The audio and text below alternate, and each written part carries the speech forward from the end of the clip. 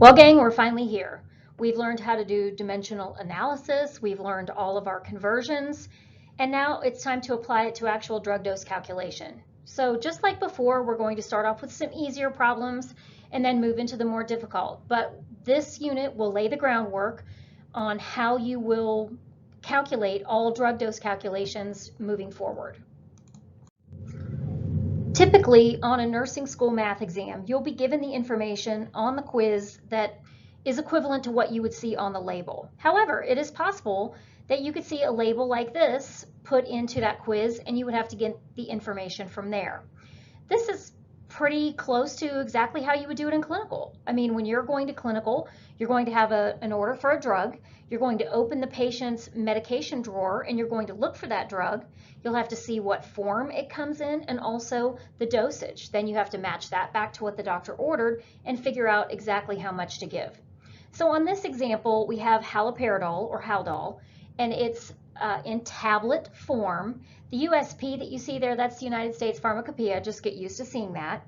And then the dosage is that it's 1 milligram, okay? Now, since this is the label off of a bottle, it's giving you the total number of tablets in the bottle, but that's irrelevant for our purposes. All we need to know is that it's haloperidol, that it comes in tablets, and that they are 1 milligram tablets. All right, we're ready to start calculating drug dosages. We already have our conversion factors. You learned all those already. We've looked at how to look at a label. Incidentally, this week and next week's math are going to be represented by pages 8 and 9 in your math practice book, okay? Now, the way that we're going to figure out drug dose calculation is looking at the doctor's order and then looking at what we have on hand. So the order and the label are the two pieces of information that are going to be important. And incidentally, the equation for how we're going to do this is order times label. Now I'll show you that in just a minute. But our doctor's order in this instance is going to be haloperidol 2 milligrams PO. The label, as we already saw, said haloperidol 1 milligram per tablet. How many tablets do you administer? Well, I know you can figure that out in your head, but this is that framework that we're laying so that you can figure out the more complicated ones and you know how to set them up.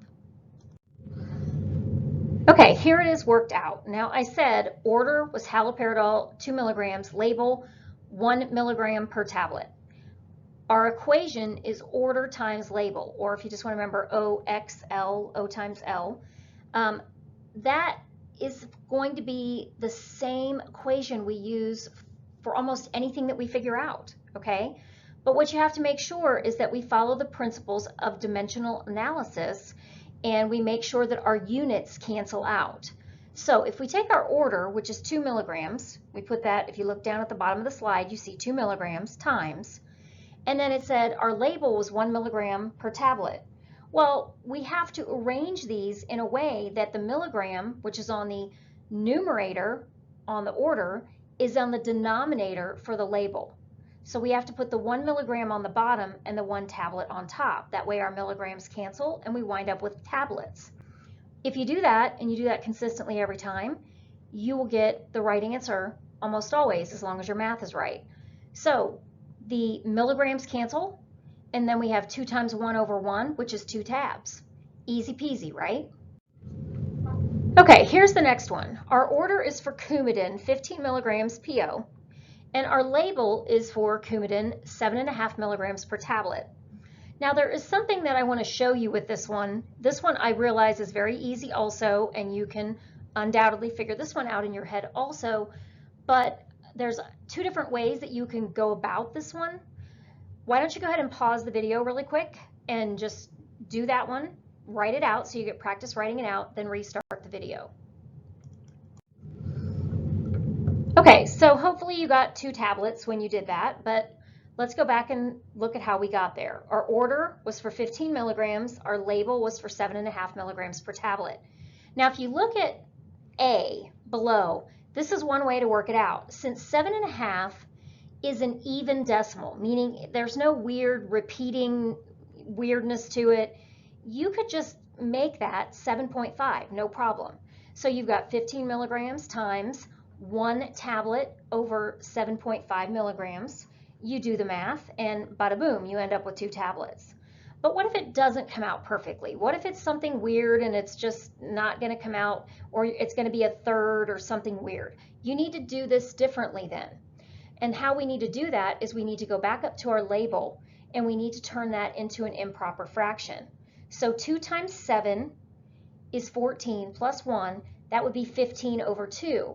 Well, since it's milligrams per tablet, you have to attach the milligrams to the numerator and the tablets to the denominator. So it's actually 15 milligrams per 2 tablets. Well, if you look at the choice B on the way we did that, if we work it that way, then you can see that works out. You're going to get the same math, but it takes care of the problem if you have something that's not an easy decimal to change, an easy fraction to change into a decimal. So that's 2 ways to get the same answer. So the next one is an order for Symmetrol, and you've got 0.2 grams, so 0.2 grams, and your label is 100 milligrams per capsule. And then you've got an order below that for doxycycline. Now that one says 100 milligrams Q6 hours. We don't care about the Q6 hours. It's not saying give it in divided doses. It's just saying every 6 hours we're going to give 100 milligrams. Well, that's fine. We still have to give the dose of 100 milligrams each time, so we have to figure how much that is. So what I would like you to do now is pause this video and work those 2 problems and then restart the video and we'll go over the correct answers and how you should have gotten there. But pause the video first. Guys, you won't learn this if you don't practice. Okay, let's start at the top. Our first order was for Symmetrol and it was 0.2 grams. And our label was in milligrams. Now, if you're going to work in grams in this situation, you have to work in decimals. And let's face it, you guys don't love decimals. Everybody likes whole numbers better than decimals. So my first order of business is to make my units match.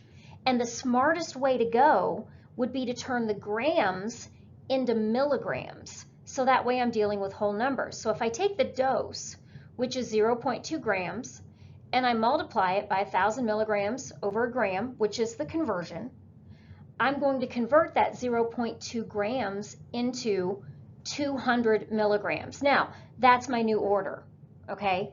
Then it's just a simple order times label. My 200 milligrams times my label, where I have to put the 1 capsule on top and the 100 milligrams on the bottom. I get rid of my milligrams, I get rid of my zeros, and then it's basically 2 over 1, so that's 2 capsules. I promise we'll get to a point where not every answer is 2. Okay, look at the bottom one, doxycycline. So this is a 100 milligram dose, and your label says 25 milligrams in 5 milliliters. So this is a suspension of some variety, or a liquid medication. So you're going to set it up the same way, but now it's 100 milligrams times your label, but the 5 mils has to go on top because we're going to administer this in milliliters. So that's the information that has to be on top. The milligrams go on the bottom. And you can actually do the reduction one of 2 ways. You can reduce the 5 over 25, or you can reduce the 100 to the 25. It doesn't matter. Just pick one. I picked the 100 to the 25 because that gave me a 4 on the over on the left-hand side, and then a 1 on the bottom. So I had 4 times 5, 20, over 1. So that's just 20 milliliters. Could you have done it the other way? Could you have left the 100 where it was at? And then 1 over 25 would have gone 1 over 5. Then you'd have had to divide the 100 by 5, and you'd have still gotten 20 milliliters. So it doesn't matter which way you want to do it. You're going to get the same answer as long as you're doing the math correctly. Okay, so you knew it was going to get harder, right?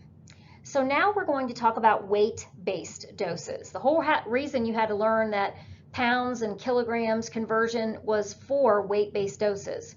Now on the first one we do, I'm going to make it easy. The patient's weight's going to be in kilograms, but that's not going to be that way all the time. So our order is for aminophylline 10 milligrams per kilo. Our label is for aminophylline 250 milligrams per tab, and our patient happens to weigh 50 kilograms. Now, on this one, if you're not sure how to proceed, that's okay. Just let the video roll and I will show you how to do it. If you think you want to give it a whirl, then pause the video and try to work it yourself, then hit play and it will show you the answer. So the way I set these up and do them is I do them in steps. That's just the way my brain works, and it's what I'm used to doing. I know that when Dr. Snodgrass does these with you, a lot of times she'll set them up in one long equation. You can do them either way. It doesn't matter. As long as you're setting it up correctly and doing your math correctly, you're going to get the right answer. So our order is for aminophylline 10 milligrams per kilo. The problem is 10 milligrams per kilo is an individualized dose, so that's not telling us how much to give. It's giving us a guideline of what we should give based on the individual patient, but we still have to calculate the dose for that individual patient. Then we have our label, which is 250 milligrams per tablet, and we have our patient's weight, which in this particular case, our patient weighs 50 kilos. So the first thing I have to do is calculate the dose for this patient. So it's just like our dimensional analysis. I'm going to take the patient's weight, 50 kilos, and then I'm going to multiply it by the dose prescribed by the doctor, which was the 10 milligrams per kilogram. You notice that the kilograms cancel, and so I multiply the 50 times 10, and I get 500 milligrams. Then I take that 500 milligrams, and I go on to step 2. Step 2 is, now that I know the dose, well, I'm going to calculate how much to actually give the patient. So 500 milligrams, that's order, times label, which is 1 tab, over 250 milligrams is going to work out to 2 tabs. Once again, I promise they won't always be that way. But this is the way you're going to set that up. Now, could you have set it up in all one big long equation? Absolutely, yes, you could have. If that's the way you prefer to do it, I highly suggest you attend one of her remediation sessions because she'll be glad to show you how she does that. Okay, this one's a little bit harder. This is an order for Procardia, 0.2 milligrams per kilogram. We still have a patient who's 50 kilos, and then we have our label. So it's just a matter of incorporating that decimal and getting used to that, but please do stop the video on this one. I promise you, you can figure this one out and practice what we just tried a few minutes ago and make sure you can do this problem and get the right answer. Okay, so hopefully you got the answer of 1 capsule. Let's see how we got there. Our order was for Procardia, 0.2 milligrams per kilo, and our label was for 10 milligrams per capsule. Now, of course, we have to figure out the dose for this patient, and this patient's weight is 50 kilograms. So our first thing is to calculate the dose for this patient. I still set it up the same way. The patient's weight times the dose that was prescribed, which is 0.2 milligrams per kilo. So I wind up canceling the kilograms. 50 times 0.2, if you did your math right and you got rid of the number after the decimal, you should have wound up with 10 milligrams. And I know you wouldn't necessarily have to do math to finish this, but just to make sure we have the process down, my order then is 10 milligrams. Then I'm going to multiply it by my label, which is 1 cap over 10 milligrams, and it comes out to 1 capsule to administer to the patient. Okay, with this one, we're definitely going to step it up a notch here. So we have our order, which is 0.02 milligrams per kilo BID. The BID is irrelevant. You're going to give that amount twice a day. We're going to figure out what you're going to give when it's time to give your dose. Your label is for 300 micrograms per capsule. So we've got a disparity between our units. We've got milligrams and micrograms. How do you want to handle that? Then we have our patient's weight, which is this time recorded in pounds. So you're going to have to convert pounds to kilos, and remember to round to the whole kilogram when you do that.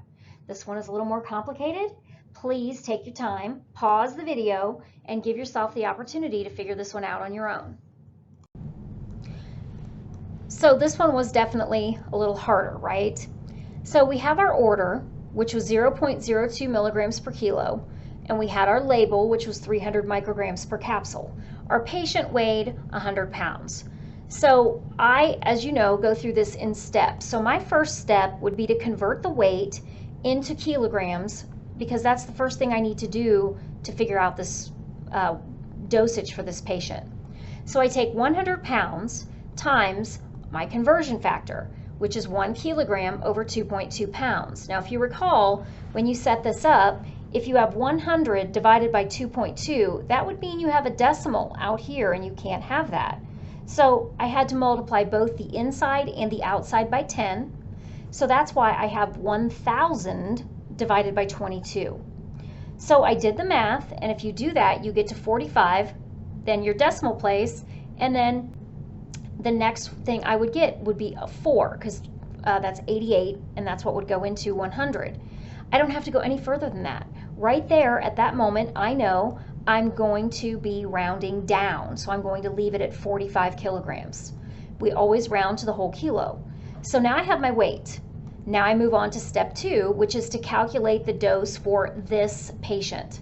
So I take my 45 kilograms, I multiply it by my 0.02 milligrams per kilogram, and once I get done with the math and I've done my reduction, or my get rid of my units, I wind up with 0.9 milligrams.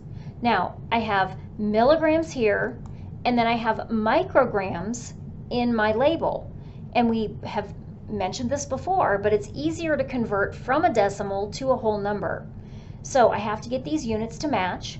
So if I take my 0.9 milligrams and I convert it to micrograms, I'm going to get 900 micrograms. There's my order. I multiply it times my label, which is 1 capsule over 300 micrograms. And once you do the math and get rid of the extra units, you should wind up with 3 capsules. All right, guys, very last question. So in this particular question, you are supposed to give your drug at a recommended dose of 3 micrograms per kilogram per day in 2 divided doses. Now, this is actually something we need to pay attention to. So our order is 3 micrograms per kilogram per day in 2 divided doses. Our label is 80 micrograms per capsule, and our patient's weight is 100 kilos. So your patient's weight's back to kilograms on this one. I would encourage you to try and figure this one out on your own and see what you get. Pause the video and then go on and see the answer and compare yours to mine. Okay, so here's the answer to our bonus question number 2. Our order was for 3 micrograms per kilogram per day, 2 divided doses. Our label, 80 micrograms per capsule, and our patient's weight, 100 kilos. So first step, let's find out how much this patient needs. So we take our 100 kilograms, our patient's weight, and then we multiply it by 3 micrograms per kilogram. We get 300 micrograms per day. But we can't forget our 2 divided doses. So we divide that in 2 right now and turn that into a single dose of 150 micrograms. Now that is our order. Our order then is 150 micrograms. We multiply that by 1 capsule over 80 micrograms. And then once you get rid of your units, you get rid of the zeros and you do your division, you're going to wind up with 1.8. And you cannot carve a capsule into 8/10, okay? So in this instance, this is where you've got to go with your rounding. And if it's 1.5 or higher on a capsule, you're going to round up. So on that instance, you are going to round that to 2 capsules, okay? I hope that you had some success with doing these problems on your own. If you have problems or questions, holler at me. Remember that there'll still be remediation later in the day, and if you don't understand something or you would rather try to have someone else explain it to you, please do plan to attend that remediation. Okay? If you have any questions, do let me know.